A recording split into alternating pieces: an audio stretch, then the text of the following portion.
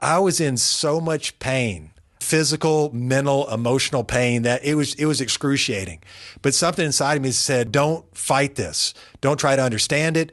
Don't try to rationalize it. Just shut the fuck up and just experience it. I cried so long and so hard. I remember watching my tears fill up that bowl of oatmeal. And I look up and the room is now empty. You know, these people are like, this guy's a effing nutcase. And I look to the back right corner of this room and something spoke to me. And you can call it God or the universe or collective unconscious or an energy field or whatever. And it said two things. It said, you're not living with a sense of purpose and your life is only about you. And I'm telling you, I didn't hear it with my ears. Ooh. And I still have, every time I tell it, sorry, I get goosebumps, I heard it in my heart. I heard it in my fibers and cell. And when it said that, I knew two things. I knew, one, my life would never be the same. And I knew for the first time what my purpose was.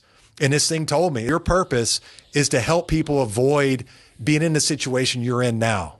Because I know what it is to be lost and alone for decades. And I don't give a shit how much money you have, how many people you date, how much stuff you buy, how much success you have, how many Super Bowls you win. That doesn't matter. When you're utterly and desperately alone and disconnected and isolated, it's a horrible place to be. And I was there for decades. I didn't know how to communicate that to get out of that space. And that, I think that's without question what my purpose is to help people avoid that place. Because I know that darkness and it's horrible.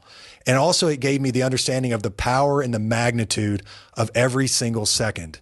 And that our life can change every second for good or for bad in a way that it will never go back and be the same.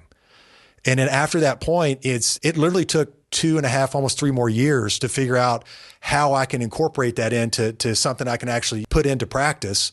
And eventually it was like, listen, maybe we'll start an organization. We'll put on these big global expeditions where people can see our athletes doing things that are pushing human potential and draw a parallel between themselves and our athletes and to say, if this person's doing X, Y, and Z, then I can find something representative of that in my life that I can try to overcome or apply myself to or challenge that I thought was bigger than I was. And that's in a nutshell how the organization got started. And then the first project we're working on now is 7 for Soldiers, where I was originally trying to set 7 world records in 12 months with 100% of the net proceeds going to the Gary Sinise Foundation and Hope for the Warriors.